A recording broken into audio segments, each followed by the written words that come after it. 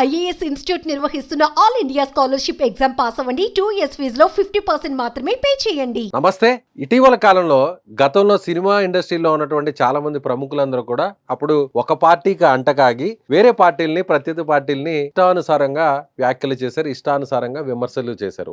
ఒక దశలో అయితే స్టేజ్ మించి మరీ వ్యాఖ్యలు చేసినటువంటి వ్యక్తులు ఉన్నారు. వారిలో పోసాని కృష్ణమురళి ఒకరు. ఈయన వైసీపీ ప్రభుత్వానికి, వైసీపీ పార్టీకి గత 5 ఏళ్లు కూడా అనుకూలంగా మాట్లాడుతూ జనసేన పార్టీని, అదేవిధంగా తెలుగుదేశం పార్టీని విమర్శించినటువంటి పోసాని. అంటే ఒక మాటలో చెప్పాలంటే ఆయన చేసినటువంటి కామెంట్స్ డైరెక్ట్ గా పవన్ కళ్యాణ్ టార్గెట్ చేసేవాడు, అదేవిధంగా తెలుగుదేశం పార్టీ అధినేత, అలాగే లోకేష్ గారు, ఇలా అందరినీ కూడా ఆయన టార్గెట్ చేస్తూ పదే ప్రెస్ మీట్లు పెట్టి మరి ఆయన విమర్శించేవారు. అయితే ఇప్పుడు తాజాగా కేసులు పెడుతుండడంతో పోసాని కృష్ణ మురళి, అదేవిధంగా రామ్ గోపాల్ వర్మ మీద కూడా, ఆయన మీద కూడా కేసులు నమోదే. సో పోసాని మీద కూడా కేసు ఫైల్ అవడంతో ఇప్పుడు ఆయనకి తత్వం బోధపడింది. ఒక్కసారిగా ఆయన ఒక సచ్చీలుడుగా మారిపోయి నాకేం తెలియదు, అసలు రాజకీయాలకు నాకు ఎలాంటి సంబంధం లేదు, నేను ఎప్పటి నుంచి కూడా రాజకీయాల్లో అందరి గురించి మాట్లాడుతున్నాను, నేను ఒకరిని టార్గెట్ చేయలేదు, ఒకరికి అనుకూలంగా మాట్లాడేది అంటూ ఆయన నిన్న హైదరాబాద్లో మీడియా సమావేశంలో మాట్లాడారు. 1983 నుంచి నేను రాజకీయాల గురించి మాట్లాడుతున్నాను, చంద్రబాబుని గతంలో అనేక సార్లు పొగిడాను, చంద్రబాబు గారు ఓడిపోతే నేరుగా ఆయన ఇంటికి వెళ్లి మరి కలిసిన తర్వాత నాకు ఒక సినిమా గురించి కూడా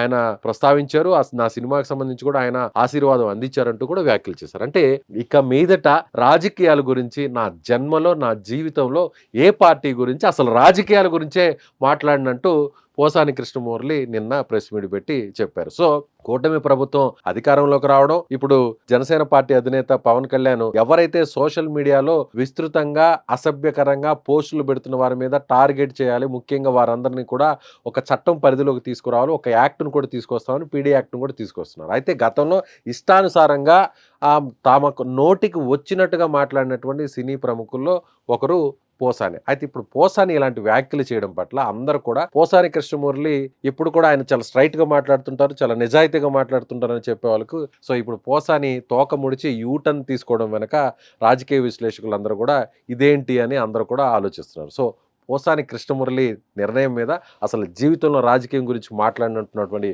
పోసాని మీద మీరేమంటారో కామెంట్ చేయండి.